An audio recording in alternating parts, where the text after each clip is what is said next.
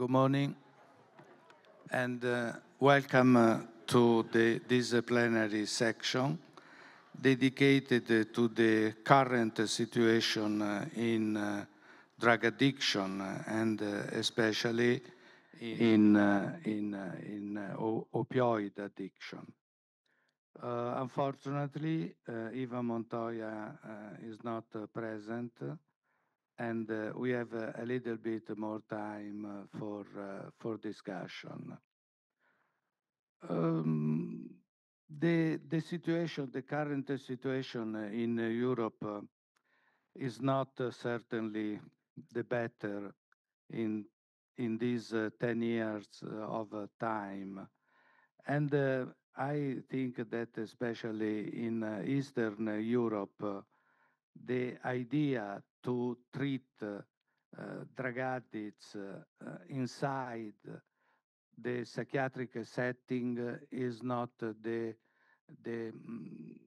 leader line of researchers and of clinicians. Today we have a big expert in the situation in Europe, the first speaker, Alexis Gusdel, Executive Director of qui est le directeur European exécutif de l'Agence des drogues de l'Union européenne, le UDA. Nous sommes désolés, nous avons une coupure de son. Recording in progress. Et voilà, Alexis, je vous passe la parole.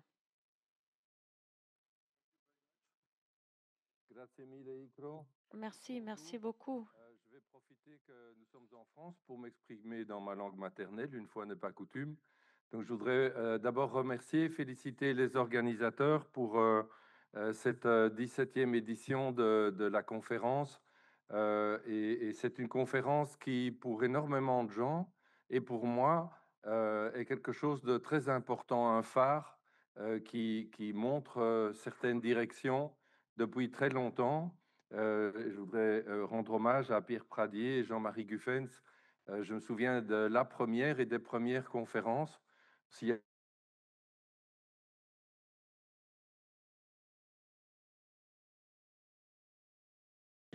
C'était plutôt les médecins qui avaient l'argent pour aller à Saint-Tropez et à THS. Donc finalement, 35 ans après, j'ai l'occasion d'être parmi vous et de vous présenter un aperçu de la situation en Europe. Ce que je dois vous dire d'abord, c'est que, bien sûr, la situation, comme Ikro Mareman il a dit, elle change, pas seulement dans l'Est de l'Europe, dans toute l'Union européenne. Et nous faisons sans cesse face à des nouveaux défis. Un de ces défis, c'est le fait que nous n'avons jamais eu autant de substances disponibles ou produites sur le marché européen. Par exemple, nous avons eu plus de 400 tonnes de cocaïne qui ont été saisies sur le territoire de l'Union européenne en 2023. Il semble qu'il y ait une certaine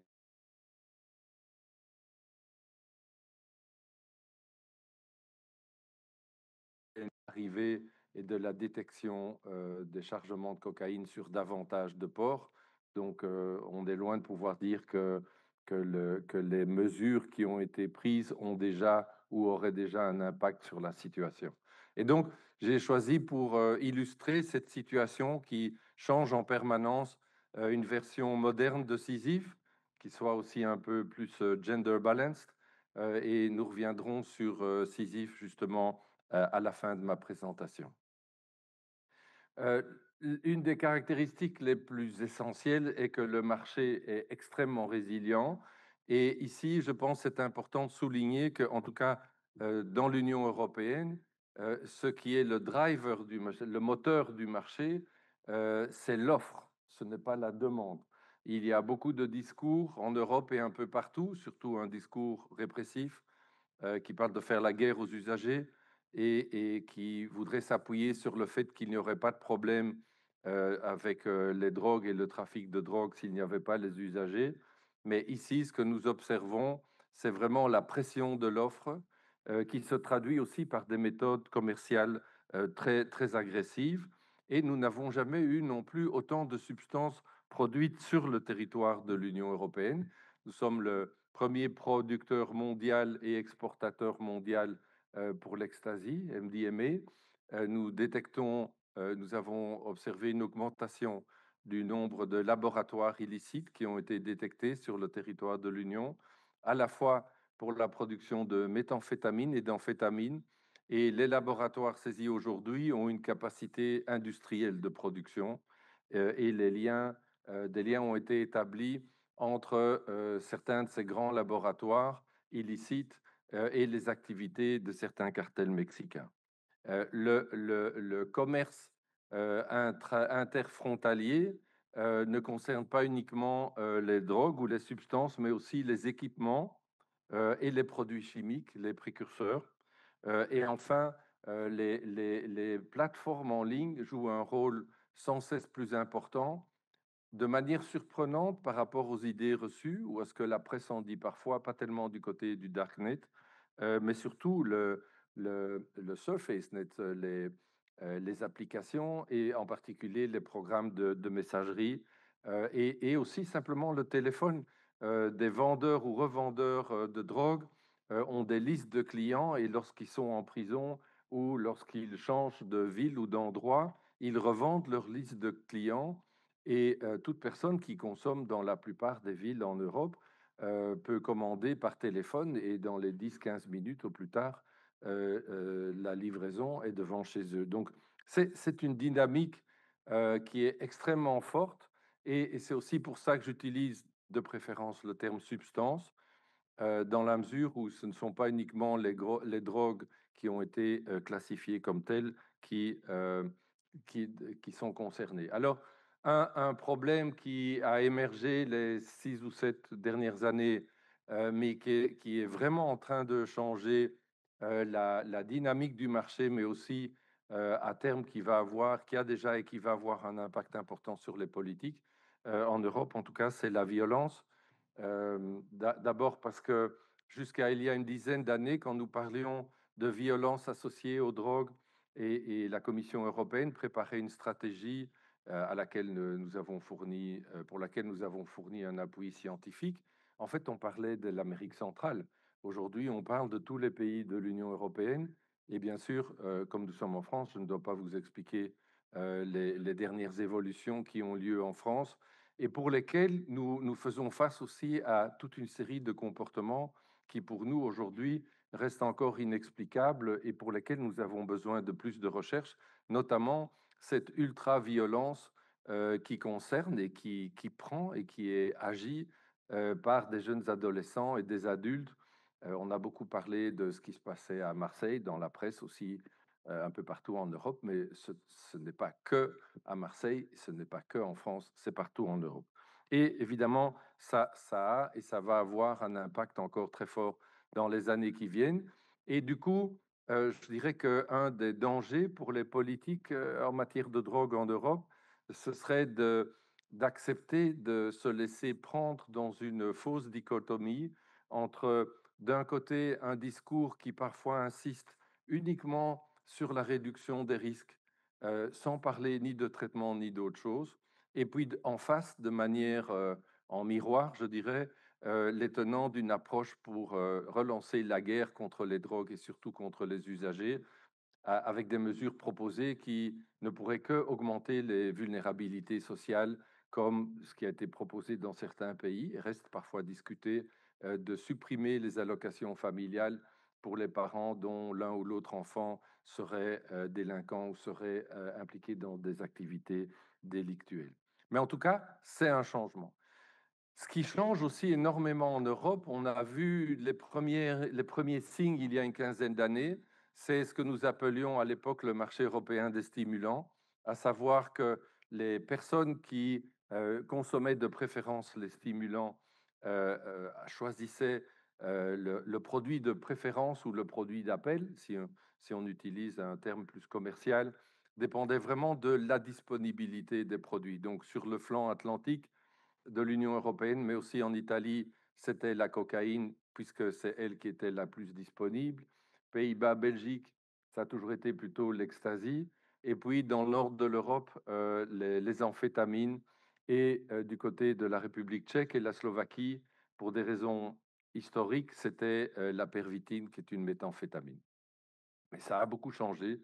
Et aujourd'hui, ce que nous voyons, c'est que nous avons 419 tonnes, il manquait 19, les 419 tonnes de saisie de cocaïne en 2023.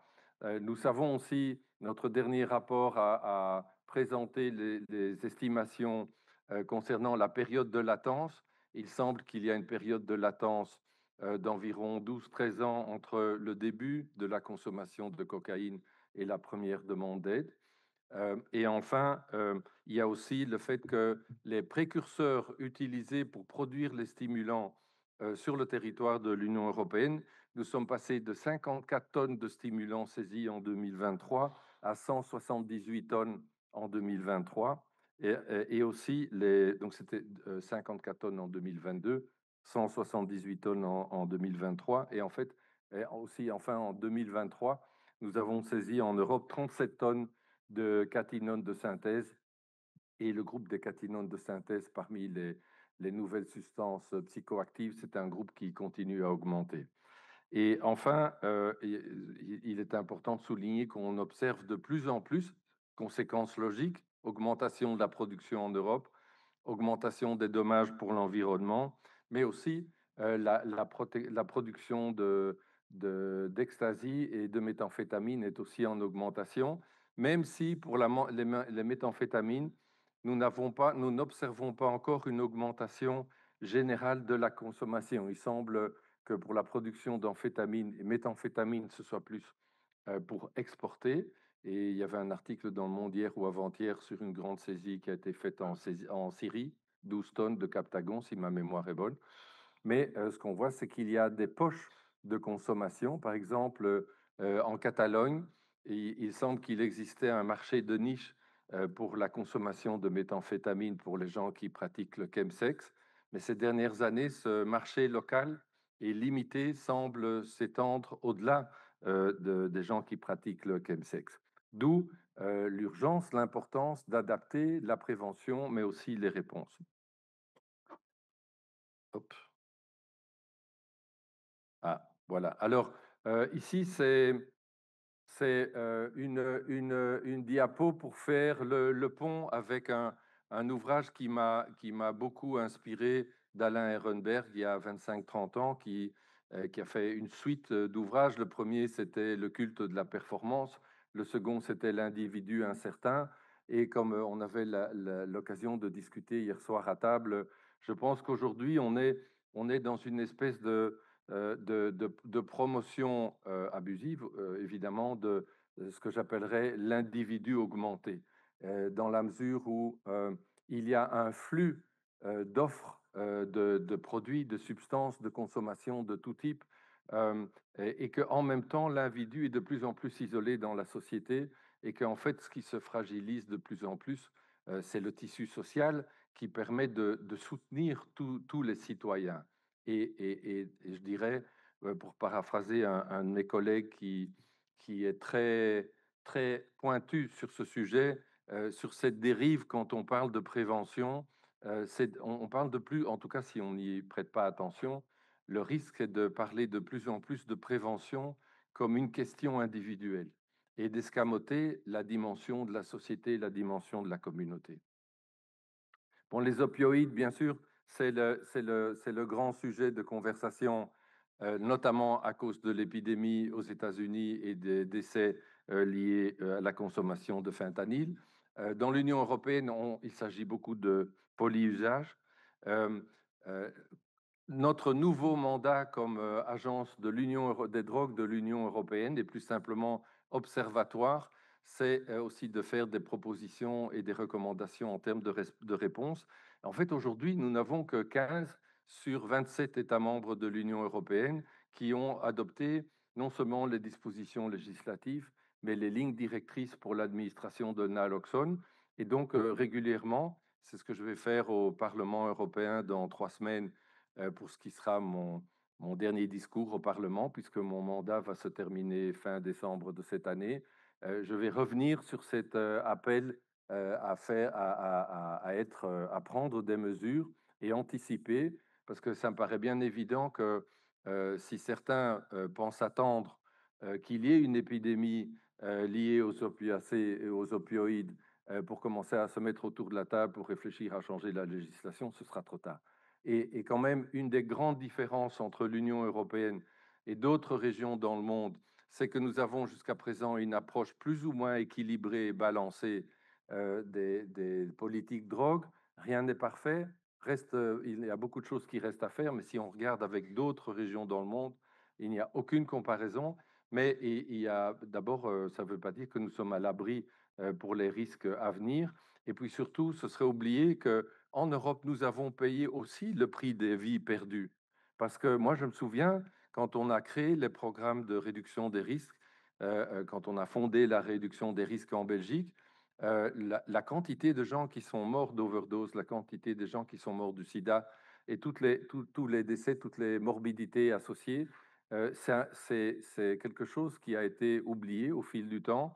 Et pour moi, le plus important et peut-être le plus inquiétant, c'est c'est vraiment urgent de tirer les leçons de tout ce que nous avons fait les 30 ou 35 dernières années et d'être prêts pour les nouveaux risques et pour les nouveaux défis. Il y a aussi énormément de défis et nouveaux défis associés aux cannabinoïdes, beaucoup de produits et pas une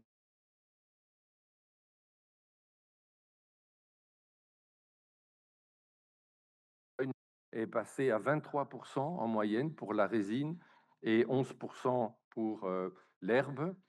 Mais nous voyons aussi de plus en plus des e-liquids, comme on les appelle aux États-Unis, les liquides qui sont utilisés pour le vaping, qui atteignent 95% de concentration en THC.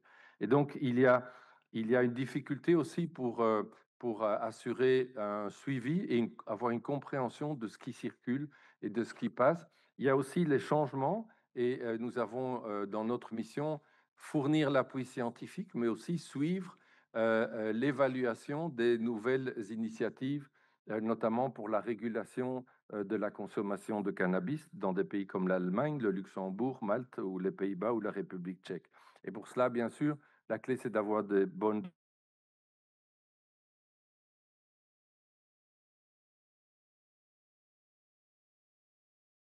synthétiques. Et pourquoi les appelle-t-on semi-synthétiques? C'est parce qu'ils sont produits à partir du CBD. Donc CBD, c'est d'une origine naturelle ou végétale, on va dire, mais qui est transformé en cannabinoïdes semi-synthétiques. La première molécule qui a été découverte, c'est le HHC. Aujourd'hui, en Europe, nous avons plus de 20 molécules qui ont été découvertes à travers le système d'alerte européen.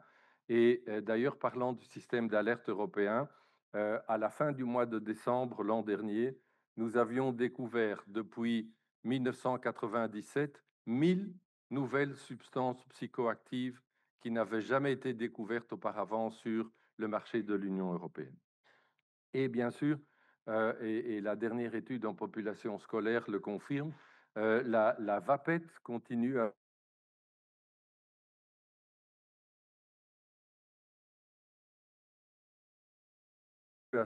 mais là aussi, des études pas suffisantes, mais des études ont montré que la vapette ou le début de la consommation, en commençant par la cigarette électronique, pouvait aussi induire notamment le passage à la cigarette et aussi d'autres problèmes associés. Alors, hier, nous avons lancé sur le site de l'agence, et plus l'observatoire, pardon, nous avons lancé le nouveau rapport de l'enquête d'ESPAD en population scolaire. Alors, je ne vais pas vous la présenter maintenant parce que le rapport est très conséquent, mais c'est un rapport très, très intéressant parce qu'il montre l'évolution et une évolution plutôt positive chez les jeunes en ce qui concerne alcool, tabac et dans une moindre mesure le cannabis. Après, je pense que le rapport lui-même, il est intéressant, mais après, ce qui est encore plus intéressant, ce sont les questions que nous devons nous poser, parce que nous voyons, notamment par l'épidémiologie des eaux usées, wastewater epidemiology, nous voyons qu'il y a une augmentation de la consommation. Donc, pour moi, une des questions, c'est où sont les consommateurs?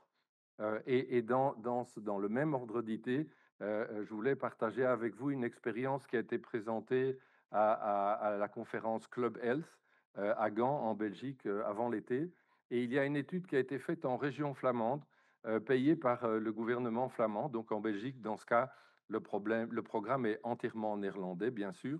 Et en fait, c'était un programme un projet pilote qui a utilisé les services d'un influenceur pour voir comment passer une vidéo et avoir des échanges avec les personnes qui le suivent.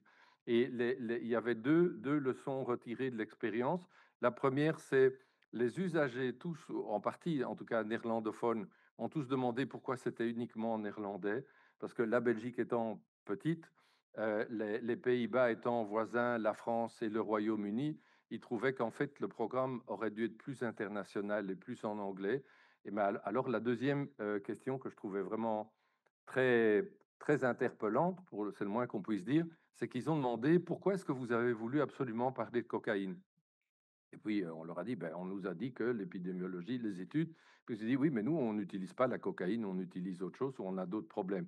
Et en fait, le programme, finalement, a montré une utilité parce qu'il a permis un débat, notamment à partir du moment où l'influenceur a parlé de ses propres conduites addictives, qu'il était complètement addict au travail et qu'il n'arrivait pas à gérer ça. Et le fait de parler de ses difficultés a permis aux autres qui le suivaient dans le chat de partager, de parler de leurs difficultés. Et cet espace est devenu un espace d'échange. Tout ça pour dire que entre les statistiques que nous pouvons recueillir au niveau européen ou national ou régional, il n'en reste pas moins que ce dont nous avons besoin, c'est un diagnostic local. Et pour ça, je vois des traces de retour d'une méthode très bonne qu'on avait complètement oubliée pendant des années, qui est la recherche-action participative. Et je pense que pour faire un diagnostic de problème et adapter l'offre de services et comprendre quelles sont les substances et quel est l'usage de substances qui posent problème, sans demander aux usagers et sans faire un diagnostic local avec tous les acteurs, eh bien, comme dans le cas de ce projet, on risque, en tout cas pour la substance qui était visée dans le programme de prévention, en fait, on risque de passer complètement à côté. Donc, nous avons des vulnérabilités. Je ne vais pas les lister toutes parce que d'abord, je pense qu'il n'y a pas que des vulnérabilités et les réseaux sociaux, les médias ont tendance à faire tourner en boucle toutes les mauvaises nouvelles et nous faire oublier qu'il y a aussi des choses très positives et importantes qui se passent. Nous avons des ressources. Voilà. Donc, un des premiers problèmes que nous avons un peu partout dans le monde, et si je dirais, j'invite toujours les gens en Europe à ne pas regarder trop du côté des États-Unis. Je dirais c'est un peu trop facile, c'est un peu l'arbre qui cache la forêt, parce que la polarisation des discours, la radicalisation, le manque de respect, la post-vérité, la décrédibilisation de la connaissance scientifique, franchement, en Europe, on n'a rien à envier à d'autres régions et pays dans le monde. Et donc, notre action, notre intervention et promouvoir nos interventions est d'autant plus important. Et certainement, ça risque d'être un danger. Et il y a certainement pour moi un risque, notamment à cause de l'irruption et du développement de la violence associée au marché des drogues en Europe. Il y a un grand risque aujourd'hui qu'on ait un retour vers des pratiques beaucoup plus répressives. Il y a déjà des pays qui ne veulent plus entendre parler de réduction des risques. Il y a des pays qui parlent et des décideurs politiques qui parlent de la guerre à la drogue et aux drogués. Alors qu'en Europe, dans l'Union européenne, tout ce que nous avons fait depuis 30-35 ans, c'était basé sur les droits de l'homme, sur les valeurs fondamentales qui aujourd'hui font partie intégrante des traités de l'Union européenne, qui veut dire qu'ils s'appliquent aussi pour les personnes qui font usage de drogue ou de substances. Donc l'autre problème que vous connaissez certainement mieux que moi est l'étude ESPAD que nous avons publiée hier, insiste dans ses recommandations. Nous avons un problème énorme de santé mentale, en particulier chez les jeunes, déjà avant le Covid et qui a été amplifié depuis la pandémie. Et puis, il y a l'impact de la guerre en Ukraine, surtout en Europe aussi pour les pays voisins, mais aussi le sentiment d'insécurité pour tous les Européens Et évidemment, la situation à Gaza, qui ne peut pas ne pas avoir de conséquences dans tous les pays qui ont aussi non seulement des populations juives, mais aussi musulmanes, et pour lesquelles nous pouvons, si nous n'y prêtons pas attention, faire face à de nouveaux problèmes.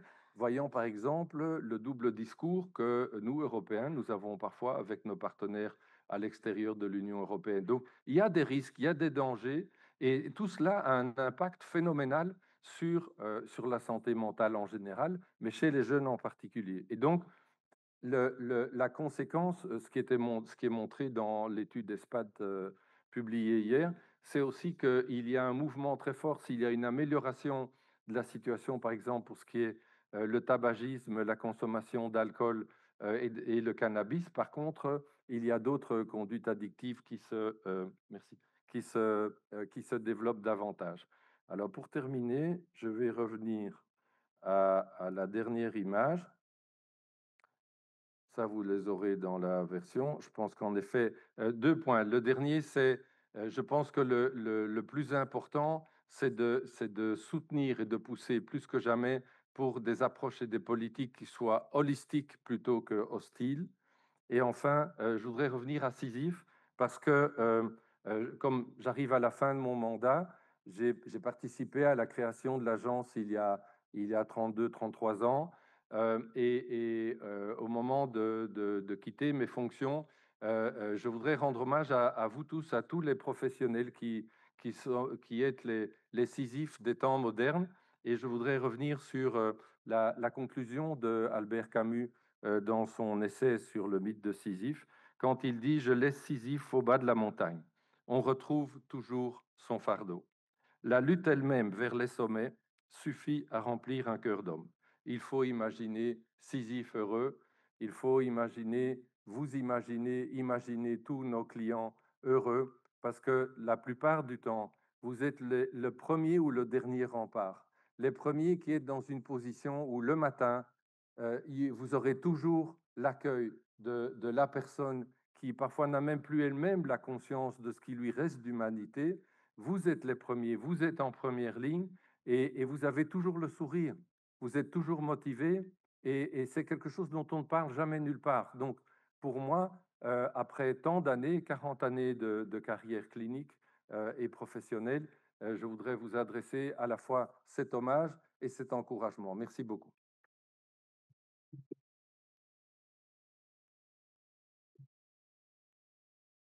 Merci beaucoup pour cette présentation. Je vais co-animer donc cette Thank you. session avec Ikromer Emani, c'est un honneur. Nous allons poursuivre avec la deuxième présentation et nous prendrons les questions ensuite, ce qui permettra d'optimiser aussi le temps avant la pause. Alors, nous accueillons du coup le professeur Garvin Barth de Minneapolis, qui est professeur de médecine à l'Université de Minnesota et qui est directeur de la division des addictions et je crois que c'est santé publique peut-être. Et en tout cas, vous allez nous présenter un outil d'aide à la décision clinique intégrée au dossier médical électronique pour améliorer le dépistage, le diagnostic et le traitement des troubles liés à l'usage d'opioïdes dans les soins primaires. Et vous allez nous présenter un essai randomisé. Nous vous remercions. Thank you so much. I'm very happy to be here today and I Oui, know merci beaucoup. Je suis très heureux d'être ici.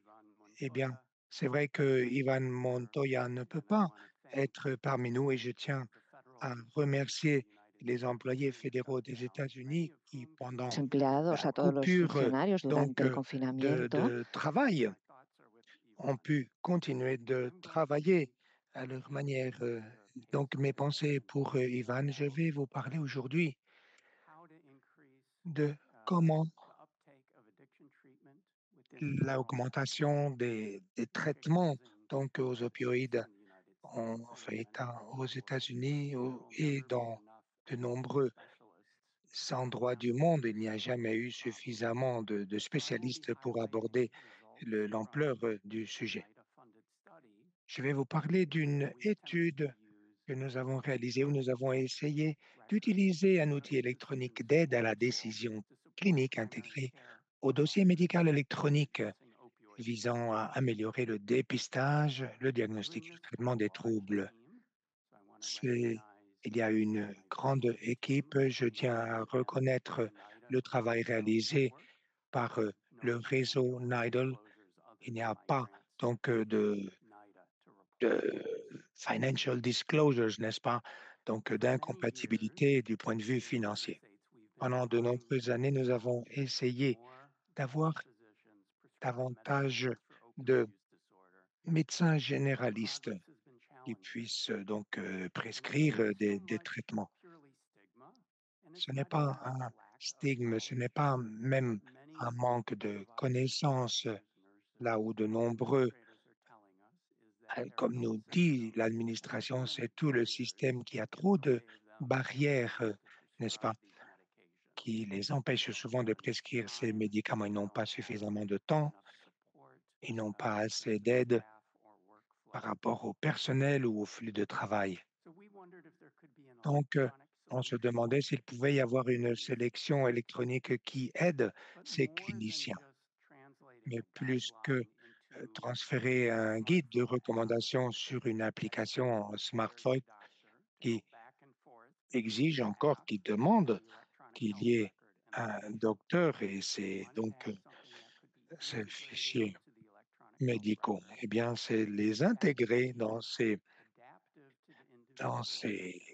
informations qui s'adapteraient à chaque patient. En d'autres mots, excusez-nous, il y a une coupure de son.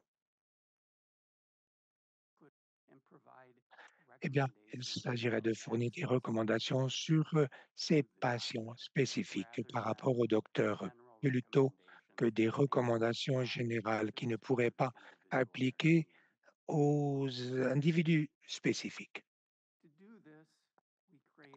Pour faire cela, nous avons créé un algorithme clinique,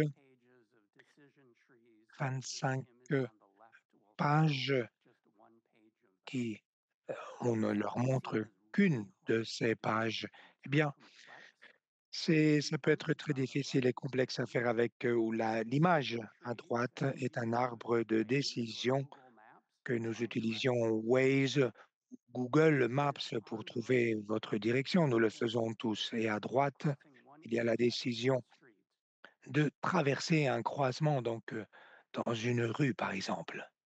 Encore une coupure de son, nous sommes désolés. On voulait créer, on voulait donc donner ces éléments aux fournisseurs de soins lorsqu'ils visitent leurs patients.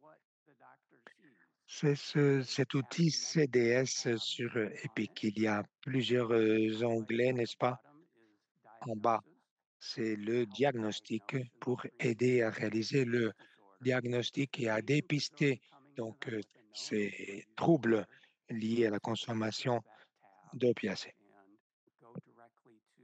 On peut aller directement se rendre sur choisir un médicament et donc choisir le buprenorphine ou dériver sur la méthadone ou d'autres. Voyez le bouton en vert, excusez-nous, encore une coupure de son.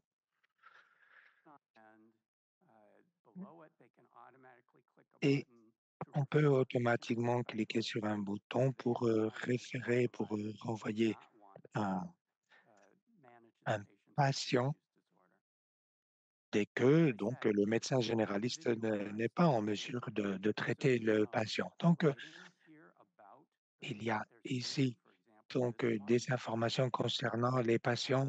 Ici, par exemple, celui-ci, le patient a des signes, montre des signes de dépression et il faudra tenir compte de cela en, en adressant donc ce médicament pour traiter ces troubles liés aux opiacés.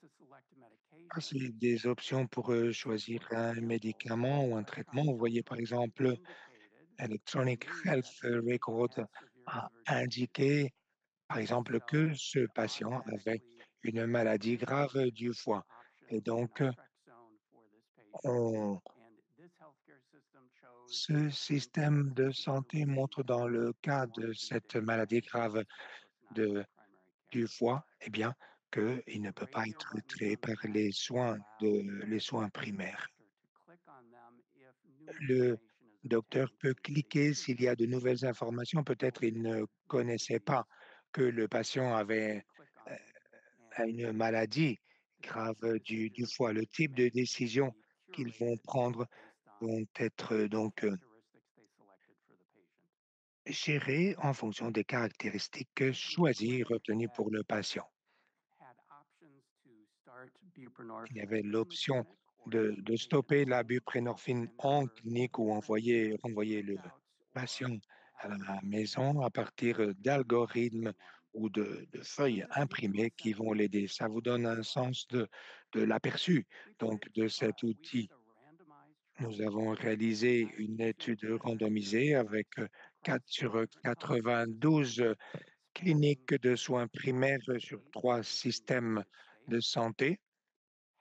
Sur 5 États, la moitié des cliniques, eh bien, les docteurs ont eu accès à cet outil et l'outil était là, mais les docteurs ne le voyaient jamais. Et nous savions, nous nous connaissions chacune des décisions prises par le patient. Nous savions donc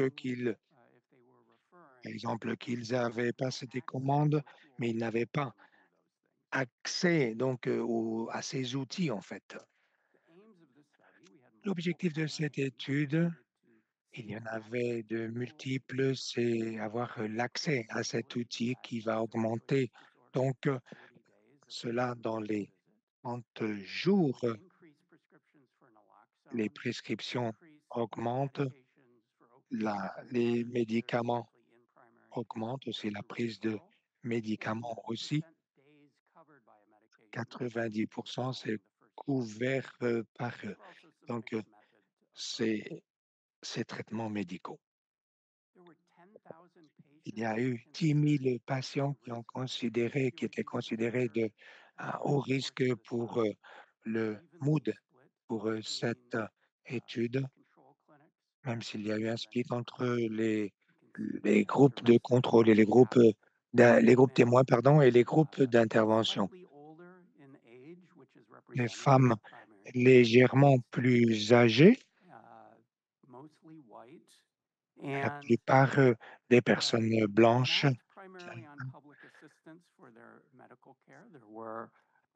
Il y avait également un nombre de troubles de comorbidité, d'anxiété, de dépression bipolaire et des personnes avaient été diagnostiquées sur ces désordres et uniquement 2% avaient eu une overdose récemment en opioïdes.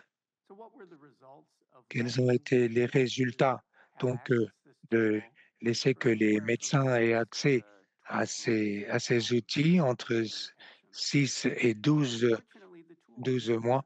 Malheureusement, l'outil n'a pas augmenté ce diagnostic, mais ce qui a augmenté, c'était donc les rescue kits, n'est-ce pas? Et il y a eu des références, des renvois pour l'initiation le début de traitement. Il n'y a pas eu de différence entre l'intervention, donc les groupes témoins et les groupes d'intervention par rapport aux jours couverts par les médicaments. C'est 90 jours depuis l'apparition des symptômes. Les résultats ont été significatifs. Les chiffres ont été un petit peu décevants. Déjà, il y avait 7% des personnes à la ligne de base qui ont utilisé la buprenorphine et 11% donc sur les cliniques d'intervention et au bout de 30 jours, les chiffres ont augmenté plus, mais finalement, ces augmentations n'ont été que très modestes. La plupart des personnes n'ont pas reçu de médicaments de traitement pour le MOOD, même s'ils le souhaitaient. Donc, nous avons réalisé des progrès, mais pas comme on aurait souhaité. Et il y a eu aussi des avantages pour quelques groupes, quelques sous-groupes. un petit pourcentage de Noirs avaient plus de chances d'avoir ces médicaments que ceux qui étaient identifiés comme Américains indiens. Là où il y avait un risque modéré par rapport à ceux à haut risque, eh bien, ils avaient plus de chances d'avoir des médicaments. Nous avons lutté à identifier cela, ceux qui, évidemment, étaient à haut risque, ils avaient un problème et peut-être l'outil était moins nécessaire, mais ceux qui avaient moins de chances d'être identifiés, eh bien, c'était quelque chose qui aidait. L'impact sur le coût total des soins. Le coût des soins augmente tous les ans aux États-Unis. C'est plus une question de voir à quel point il peut augmenter moins dans les cliniques d'intervention que dans les groupes de contrôle. Eh bien, les dépenses par patient bien, étaient de 1 000 $ de moins que la quantité que nous avons eue dans les groupes témoins. Si on a plus de 5 000 patients, eh bien, cela représente entre 5 et 6 millions de dollars par an. Donc, il peut y avoir une économie de coûts assez importante. Les conclusions, nous avons réalisé cette étude randomisée cluster sur presque 11 000 patients de 92 cliniques. On a vu ces taux de prescription de naloxone dans les 30 jours et les 90 jours. Lorsque nous parlons de mettre en place cet appui, eh bien, l'outil semble qu'il a fonctionné, mais il a été sous-utilisé, donc il faut aider, il faut encourager les cliniques à l'utiliser. Aussi, l'intelligence artificielle peut venir en aide pour augmenter la prise de décision et les appuis donc disponibles pour ces personnes souffrant de ces troubles liés à l'utilisation des opioïdes. Merci beaucoup. Je serai heureux de prendre vos questions, soit maintenant ou à la fin de la session. Merci beaucoup. Merci beaucoup pour cette deuxième présentation, très complémentaire de la première. Est-ce qu'il y a des questions dans l'assistance? Sinon, nous en avons plusieurs à notre niveau. Alors, j'en profite à chaud de la deuxième présentation. Alors, on voit que finalement, c'est un outil qui peut aider et c'est très important parce qu'on voit bien que la formation initiale aujourd'hui des professionnels de la santé est clairement insuffisante. Elle ne permet pas d'appréhender suffisamment les problématiques addictives et notamment celles liées aux opioïdes et puis de les prendre en charge. Alors, c'est surprenant du coup, avec un outil d'aide, que l'optimisation elle ne soit pas aussi importante qu'attendue. La question qui se pose, est-ce que finalement c'est dans la façon dont l'application fonctionne, la caractérisation de la problématique, à quel niveau vous avez pu identifier que quelque chose pourrait être optimisé justement dans l'initiation des prises en charge liées aux opioïdes. On voit bien que très souvent, les cliniciens qui nous sollicitent ont du mal à bien caractériser, et c'est là que je pense qu'il y a une optimisation à faire, et puis bien entendu, ensuite, à mettre en place le traitement, et ensuite à l'adapter. On voit bien, il y a 3 étapes graduées, et à votre niveau, qu'est-ce que vous avez pu identifier au niveau de votre application qui permettrait d'optimiser?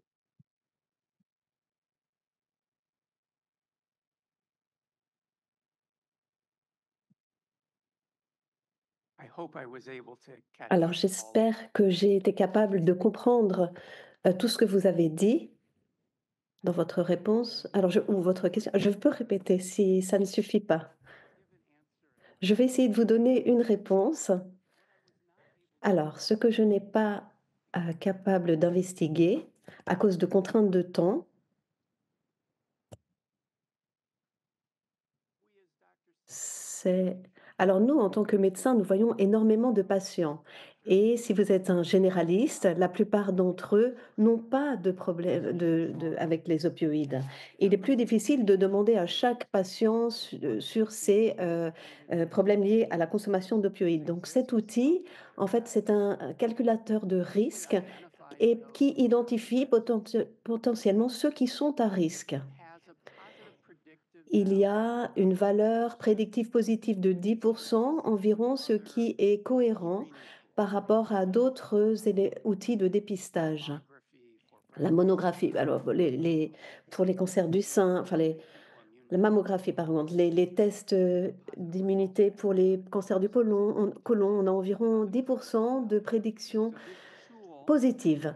Donc cet outil peut montrer, plutôt que de mettre en lumière chaque patient, il va souligner les patients qui sont identifiés comme ayant des risques probables pour ces troubles liés aux opioïdes.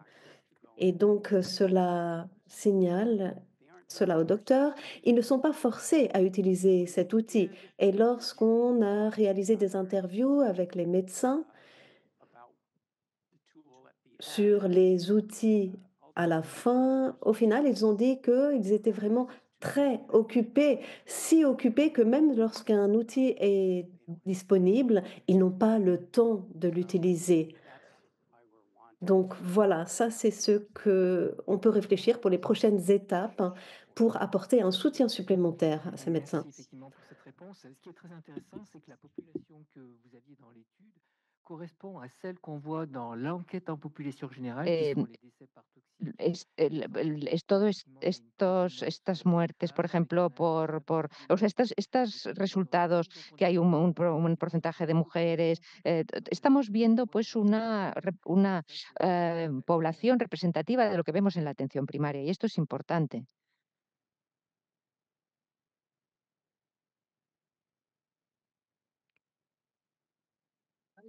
Lo sentimos. Es más ha ido al francés, coño. Alors c'est tout à fait semblable dans toute l'Europe, avec une différence du nord au sud, mais en fait c'est assez semblable. Ahora. Il y a des projets dans les agences ¿Lo ves ahí? En la afin carpeta de del faire miércoles, des enquêtes sur DICE les espagnol. traitements. Parce que les traitements diffèrent énormément dans les différentes parties de l'Europe en termes de méthodologie et de résultats. Tout cela est Ahí tienen différent. dos Merci bytes. beaucoup. UCAL español, es este. Es ese. Merci beaucoup. C'est une question fantastique parce que c'est la partie que j'ai coupée dans ma présentation. Remercier parce que c'est le point que j'ai coupé dans ma présentation pour rester dans les temps. Donc, oui, en fait, ce que je voulais ajouter sur le traitement, c'est que à cause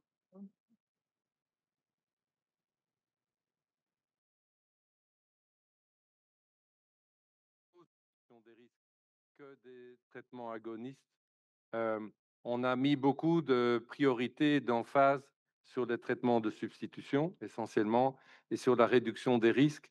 Et parfois, dans certaines conférences ou dans certaines réunions, je trouve que c'est presque obligatoire de ne parler que de réduction des risques ou de répression. Enfin, je montre Gavin, mais nothing to do with you. Donc là où je trouve que le débat est mal placé, et là, nous avons eu la réunion de programmation stratégique la semaine dernière à Lisbonne pour le programme de travail des 3 prochaines années, et j'ai invité ma successeur, la future directrice de l'agence qui prendra ses fonctions au 1er janvier, Dr. Lorraine Nolan.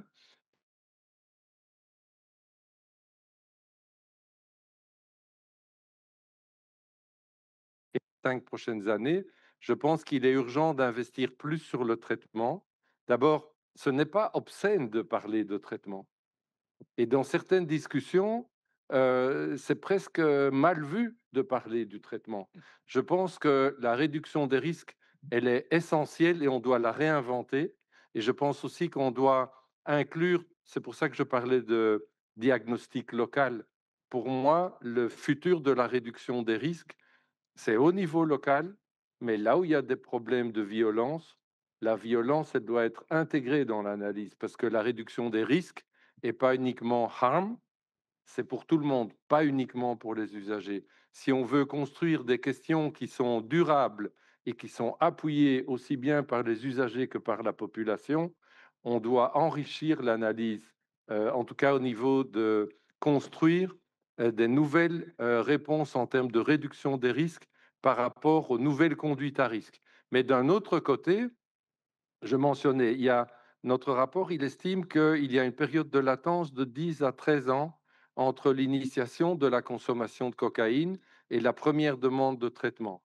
Probablement pour la consommation de crack, c'est plus court, mais par contre, l'accessibilité des consommateurs n'est pas toujours plus facile. Donc, je dirais, si on compte 10-12 ans, et si on compte que l'augmentation de la disponibilité de la cocaïne sur le marché qui a vraiment poussé la consommation, elle est apparue il y a à peu près, ça a commencé il y a à peu près 7 ans. Donc, l'appel que je vais lancer au Parlement dans 15 jours, c'est de dire, voilà, nous avons des données indirectes, les saisies, l'épidémiologie des eaux usées, qui indiquent qu'il y a une consommation énorme de cocaïne et de stimulants. Et aujourd'hui, puisque le nouveau mandat de l'agence est EU Preparedness on Drugs, la préparation par rapport aux drogues, que ce soit sur le court terme ou le long terme, il y a une question pour ceux qui demanderont une copie de la présentation. Vous verrez, sommes-nous prêts? Pour moi, la réponse est très claire. Nous ne sommes pas prêts. Ni sur une nouvelle épidémie des opioïdes, parce qu'avec 15 pays sur 27 qui ont pris les dispositions pour l'analoxone, ça reste presque un tiers des pays qui n'ont rien fait.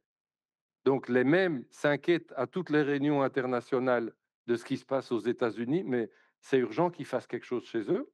Ça, c'est une chose. Et deuxièmement, on doit avancer et promouvoir un investissement massif dans la recherche et dans l'offre de services, parce que le jour où il y aura une nouvelle vague de demandes de traitement pour la dépendance à la cocaïne ou aux stimulants, je pense que dans vos traitements, dans vos centres de prise en charge, on n'a pas les ressources pour accueillir une augmentation.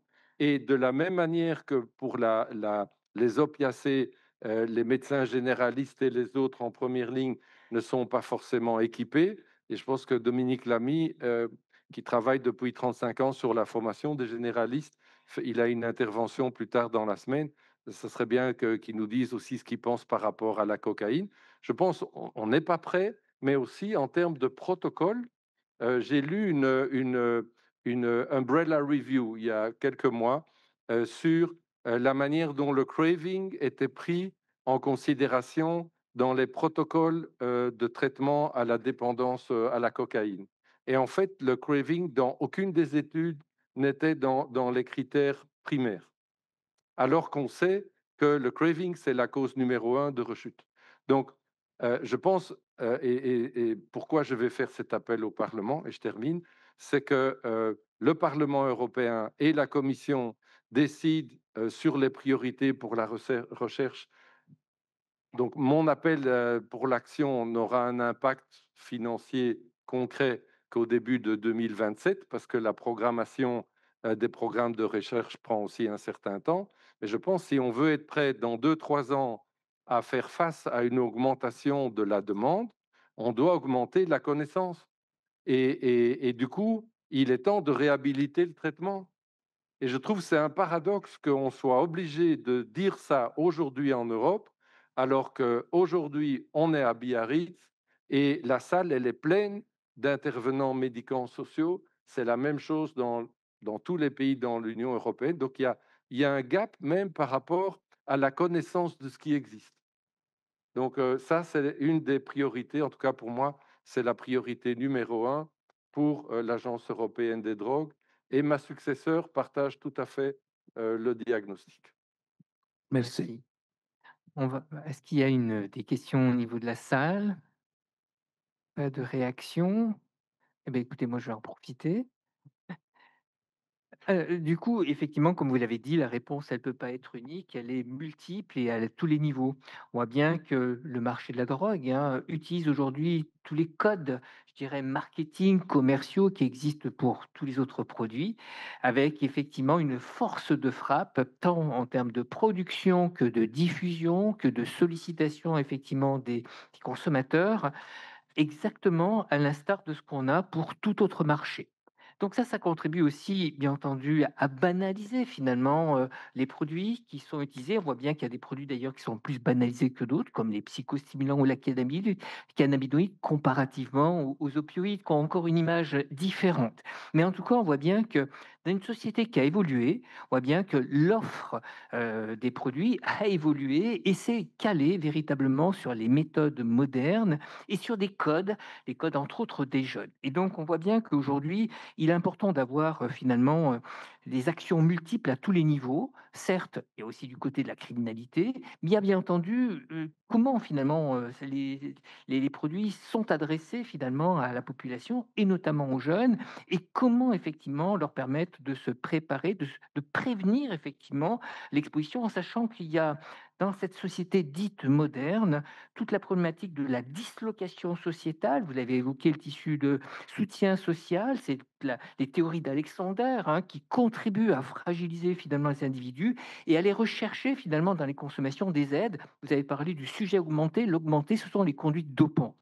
Et donc aujourd'hui, on voit l'importance de pouvoir intégrer très tôt, donc chez nos jeunes, qui pour certains manquent de repères et manquent effectivement donc de référentiels et de capacité à comprendre aussi comment ils fonctionnent et comment s'aider, toutes les fameuses compétences psychosociales qui sont insuffisamment effectivement encore actuellement donc intégrées au plus tôt dans le parcours effectivement de jeunes pour se prémunir, pour prévenir finalement une expédition, parce qu'on voit bien que finalement on est toujours un train de retard par rapport à une dynamique de l'offre qui elle va crescendo. On voit bien donc plus régulièrement donc il y a de nouveaux produits. Comment aujourd'hui, en sachant qu'il y a toute la difficulté de la coordination européenne, parce qu'on voit bien que même s'il y a des actions tendant à coordonner, on voit bien qu'il y a quand même des différences entre les pays. Quel est votre point de vue, votre vision? Comment on pourrait améliorer tout ça? Comment on pourrait impulser des choses qui permettraient de changer et d'apporter effectivement une réponse, comme vous l'avez dit, beaucoup plus holistique, beaucoup plus globale, dans effectivement donc face à un problème qui peut pas se résoudre avec une seule stratégie, notamment répressive? Je vous remercie. C'est une grande question. Donc, Une touche j'ai de une ou travail. deux idées à partager avec vous encore. Et puis, je pense qu'on est arrivé à l'heure. Pour moi, une des questions, c'est, je pense, et c'est l'image que j'ai prise en mai, nous avions le dialogue It is entre the l'Union picture, européenne it is et les pays d'Amérique latine et des Caraïbes. Et je pense, il est temps de reconnaître que nous avons tous un problème de développement humain. Et je pense le morcellement des politiques et des actions et des financements, je ne vais même pas détailler trop le morcellement des discours ou des non-discours politiques. Je pense un gros défi que nous avons dans notre société postmoderne et post-vérité, c'est que nous n'avons personne qui présente un projet de société. Donc on se retrouve, pour les Français et francophones de France, pour moi c'est un peu la blague de Coluche, l'histoire de Coluche sur le cancer du bras droit. On a des services pour le cancer du bras droit, pas du bras gauche ou seulement. Mais par contre, la vision de société, il n'y en a pas. Et ça fait un petit temps qu'il n'y en a plus et de moins en moins. Donc aujourd'hui, en plus, on est dans un contexte où, dans Le Monde ce matin, on parle des négociations sur le prochain budget multiannuel de l'Union européenne. Mais on sait qu'on doit rembourser 800 milliards du prêt qui a été fait collectivement pendant la pandémie du Covid. L'estimation de la présidente de la Commission européenne, c'est qu'il faut trouver au moins 800 milliards pour investir dans l'industrie de défense pour combler le retard de ce qu'on n'a pas fait pendant 60 ans. Parce qu'il faut. En fait, on a beaucoup de choses qu'on n'a pas fait pendant longtemps quand on avait de l'argent. Maintenant, on n'en a plus.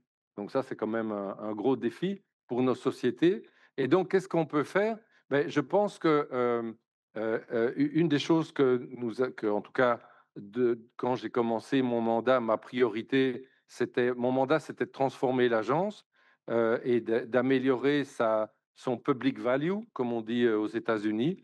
Et pour moi, ma priorité, c'était la rapprocher du terrain et rendre l'agence encore plus utile. Je pense il y a énormément de choses qu'on peut faire pour à la fois appeler l'attention, pour montrer aussi des réponses intéressantes qui existent au niveau local. C'est ce que je voulais dire quand j'ai aussi rendu hommage à tous les gens présents dans la salle et dans toute l'Union qui travaillent dans ce secteur. On a beaucoup plus de ressources que ce qu'on veut bien croire. Donc la première chose, et ça c'est quelque chose qu'on fait et qu'on devrait faire plus, c'est de faire connaître. Par exemple, l'an dernier, nous avons organisé la première conférence européenne sur la violence associée à la drogue. J'ai poussé pour l'avoir, cette conférence, mais j'ai encore poussé plus pour que ce ne soit pas une conférence en plus sur le law enforcement. J'ai insisté sur ce qui était le point commun, c'est le soutien à nos communautés. Donc, je pense qu'on est dans un environnement difficile. Et comme je disais avec Bertrand Lebeau juste avant l'ouverture ce matin, je pense que, je veux dire, c'est pas étonnant qu'il y a beaucoup de gens qui sont angoissés et stressés, ou en tout cas l'actualité et surtout l'information en boucle ne peut qu'augmenter notre niveau d'angoisse, et donc de pousser pour des comportements qui permettent de gérer d'une manière ou d'une autre, ou d'étouffer l'angoisse. Mais je pense qu'on a vraiment, pour moi, ce que j'ai essayé, ce que nous avons essayé de faire avec l'agence ces 10 dernières années, c'est aussi prendre des risques, c'est-à-dire prendre le risque de la parole sans sortir de notre rôle. Mais en tout cas, pour moi, il n'a jamais été imaginable de pratiquer la langue de bois. Et sans critiquer la déclaration d'un ministre ou d'un autre, pour moi, il y a toujours une manière de dire, en quelque sorte, comme on dirait en psychiatrie ou en psychanalyse, oui, mais pas comme ça.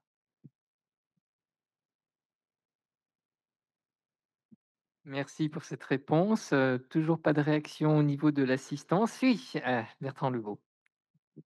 Merci. Oui, je voulais que vous fassiez un commentaire sur ce que vous avez dit à propos d'une question qui est effectivement celle de l'œuf ou de la poule, c'est-à-dire est-ce que c'est l'offre qui est première ou la demande? Contre l'idée selon laquelle la demande est première, vous dites que cette idée permet d'accuser les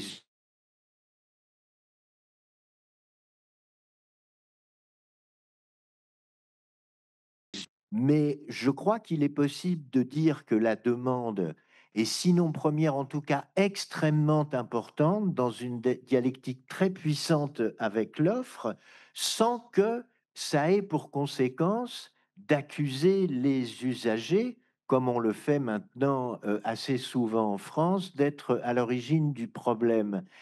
Est-ce que vous êtes sûr que le seul argument en faveur de la prééminence de l'offre tient à l'utilisation qui peut être faite de l'autre thèse, celle de la primauté de la demande? Ah, ça, c'est une très belle question. Je pense que vous allez devoir écrire là-dessus dans un de vos prochains ouvrages. Donc, ouais, vous avez tout à fait raison. Je pense que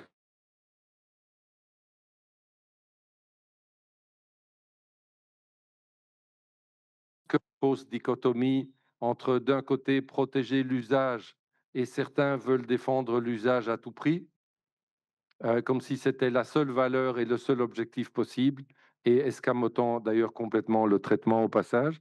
Et puis ceux qui, de l'autre côté, prétendent défendre et protéger les citoyens et veulent en profiter pour faire passer un agenda politique qui est aussi différent et qui a d'autres objectifs derrière. Je pense que la question, elle n'est pas aussi simple. Et en fait, ce que je retiens de votre question, parce que c'est une question qui me travaille vraiment, c'est le fait que, d'un côté, ce que je trouve qui reste inacceptable, raison pour laquelle je m'insurge contre ces idées de mesures de punir les familles déjà vulnérables en le supprimant les allocations.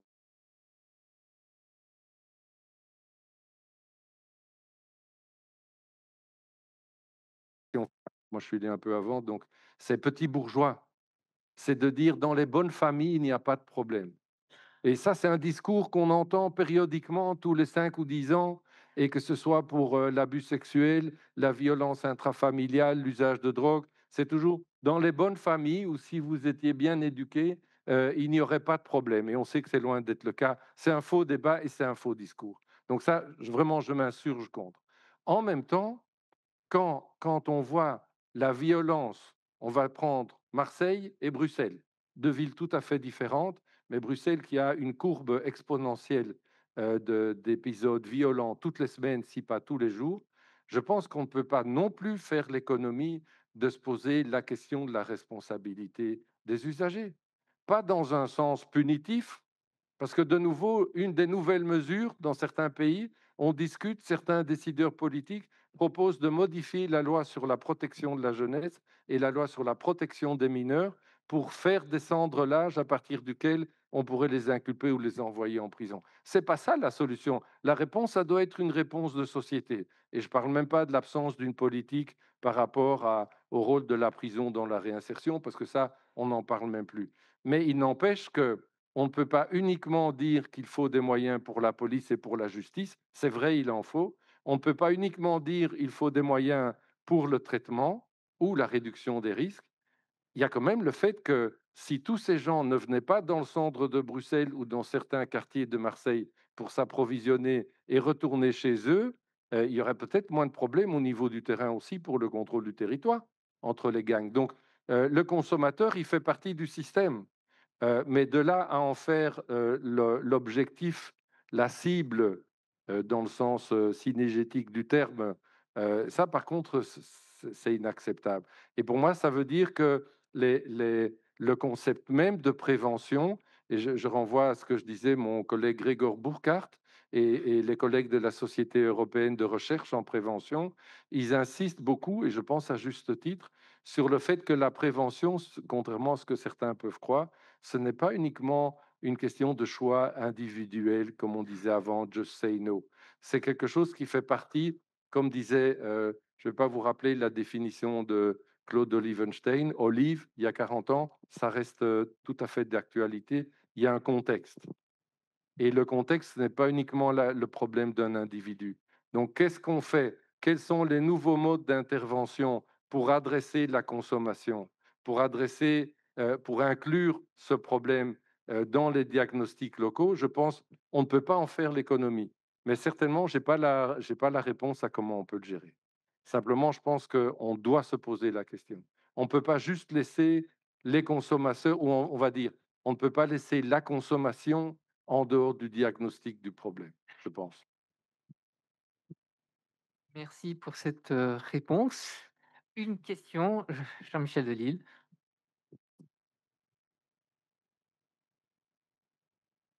C'est la dernière.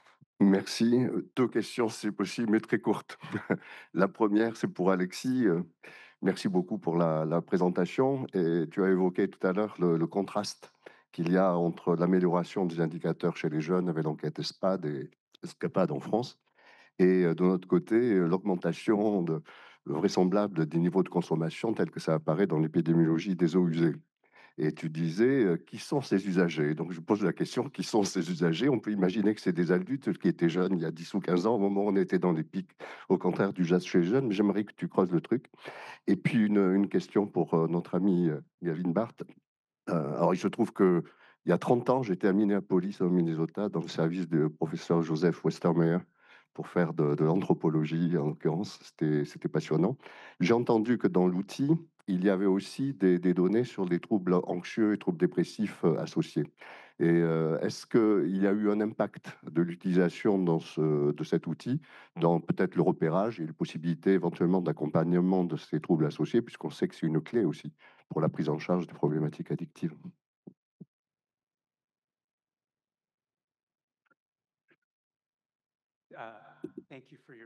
Merci infiniment pour votre question. Et ce professeur Westmeyer me manque énormément, en effet. Alors, ce que nous réalisons encore, ce sont des analyses pour voir s'il y a des résultats différents dans ceux qui ont des problèmes d'anxiété ou de dépression. Alors, pour ceux qui ont déjà suivi des systèmes en place, en fait, nous n'avons pas inventé cela pour eux. Ils réalisaient déjà des choses à ce niveau. Ce qu'on a fait, c'est qu'on a pris les informations pour informer sur le processus concernant les opioïdes, parce que cela pourrait avoir un impact sur les décisions, s'il faut contacter un spécialiste ou faire cela en clinique. Donc, voilà, on voulait voir s'il y avait des différences dans les résultats et s'il y avait des parcours de soins plus adaptés pour ceux qui avaient été identifiés comme souffrant de dépression ou d'anxiété. Donc, ce que nous avons fait, c'est que nous obtenons des informations également sur les tests pour les traitements de hépatite et VIH. Donc, il y a des sous-analyses. Bon, on n'a pas le temps d'en parler dans cette conférence, peut-être une autre année, malheureusement, parce qu'il y a beaucoup d'informations. En fait, elle me fait penser à une ancienne publicité pour les gagnants du loto en France. J'y ai pensé ce matin quand je préparais ma présentation. Il y a une publicité très rigolote qui commençait: les gagnants du loto, qui sont-ils, que font-ils? Et moi, je me pose la même question pour les résultats aux enquêtes en population générale ou l'épidémiologie des eaux usées. Et je pense que la manière d'aborder ça, il y a des sources d'informations potentielles existantes et d'autres à reconstruire ou redévelopper. Les sources existantes, c'est par exemple dans les pays qui ont une salle de conso supervisée ou des salles de consommation supervisée, notamment en Suisse, mais il y a 2 salles en France et il y en a il y a une centaine dans l'Union européenne. Donc les salles de conso supervisées, les pays comme l'Autriche, où il y a un programme de drug checking, comme à Vienne, ou Energy Control à Barcelone, ce sont des gens qui permettent de vous donner une information au jour le jour sur qu'est-ce que les gens consomment aujourd'hui dans certains groupes. Et c'est une source unique. Nous avons aussi un projet auquel participent certaines villes françaises au niveau de l'agence sur l'analyse des cheveux et aussi l'analyse des résidus des seringues. Donc, il y a une série de choses existantes et nous sommes en train d'en redévelopper, on essaye de redimensionner certaines d'entre elles, et aussi le réseau Euroden des salles d'urgence qui collaborent, parce que de nouveau, en faisant un croisement d'indicateurs qui sont tous partiels, ça permet d'avoir déjà une meilleure idée. Et puis, il y a un autre projet que nous avons développé depuis quelques années qui est le Web Survey, c'est l'enquête sur Internet, qui est une enquête qui vise exclusivement des personnes qui déclarent consommer des substances licites ou pas encore illicites. Et la dernière campagne, nous avons eu 130 000 personnes, 130 000 consommateurs déclarés qui ont participé à l'enquête dans toute l'Europe. Bien sûr, ce n'est pas du coup un échantillon représentatif du comportement de toute la population, mais c'est comme ça que nous avons découvert que parmi les consommateurs déclarés, pour l'ensemble de l'Union européenne, il y a une moyenne de 10 à 12% de ces gens qui déclarent consommer de la kétamine régulièrement. Ce qui est intéressant parce que même si ce n'est pas un échantillon représentatif, c'est une source unique d'information pour comprendre l'importance du problème chez ceux qui consomment. Et ce point-là, pour moi, c'est un peu comme la question de gérer les risques en médecine. Parfois, dans mon expérience, quand je travaillais à l'hôpital universitaire, je trouvais que ça se produisait assez souvent que certains médecins minimisaient le risque. Mais en médecine, surtout en chirurgie, il y a toujours un risque. Et on oublie parfois que pour celui qui fait face au problème, c'est pas 1 sur 10 000, c'est 100%. Même chose en utilisant des sources différentes. Et puis, pour terminer, en fait, c'est pour ça que je parlais de la recherche-action participative, mais aussi des focus group. Par exemple, nous avons financé un projet pilote au festival Tomorrowland, qui est le plus grand festival de musique électronique d'Europe, avec 400 000 personnes qui se réunissent sur 2 jours près d'Anvers, en Belgique. C'est de la musique électronique. J'ai fait une visite officielle, une visite de terrain cet été, et il y a eu 2 décès par overdose, je dirais seulement. Et en fait, le profil d'usage est complètement différent de celui habituel dans la région, à savoir, les 2 personnes étaient âgées de 31 ans, 31-32. Je n'ai pas eu les résultats complets de l'analyse, mais en tout cas, ce qu'on savait au moment du festival, c'est que c'était une combinaison de MDMA fortement dosée. Il y avait des comprimés qui ont été saisis et qui avaient 275 mg de MDMA. Pour vous dire, la comparaison, c'est en 2000, on a lancé la première alerte pan-européenne sur un comprimé de MDMA avec un logo d'éléphant. Il contenait 60 mg. À Vienne, à Check It, ils ont trouvé des comprimés qui avaient jusqu'à 360 mg. Et donc ici, à Tomorrowland, c'était une combinaison de cocaïne et de MDMA fortement dosé. Et en fait, le projet pilote, il a visé à interviewer sur le terrain, euh, en dehors de la présence de la police, évidemment, des gens qui étaient prêts à parler de leur consommation. Donc, je pense qu'il y a ce qui nous manque le plus, en fait, c'est plus de recherche qualitative. Il y a une espèce de... Étant le directeur de l'Agence européenne des drogues, je suis bien placé pour dire qu'on abuse souvent des statistiques. On oublie que les statistiques, elles nous parlent du combien, mais pas du pourquoi ni du comment. Et en plus, moi, je me souviens, mentionne régulièrement, notre prof de statistique à l'université, il rappelait toujours que la statistique, dans le meilleur des cas, elle permet de confirmer que votre hypothèse n'est pas fausse. Et le nombre de données qu'on recueille sans avoir aucune hypothèse et zéro question au préalable, je pense, c'est aussi ce qui fait que parfois, on doit vraiment prendre nos données statistiques cum grano salis et les compléter avec des informations qualitatives du terrain. Ce qui est un des bénéfices de 30 ans ou 35 ans de réduction des risques en Europe, parce qu'on est quand même un peu mieux placé qu'il y a 30 ans pour écouter la parole des usagers. Et ça, par exemple, c'est une des avancées qui serait bien de ne pas perdre à l'avenir. Merci beaucoup. Vous voyez donc la richesse des débats. Nous allons donc conclure cette première partie de matinée avec une pause jusqu'à 10h40, car nous allons ensuite enchaîner avec 3 présentations si nous voulons rester dans le timing et finir la deuxième partie à midi pile. Donc bonne pause, mais courte, et revenez rapidement ensuite. Merci aux orateurs pour la qualité de leur présentation et à l'attention de l'assistance. Merci.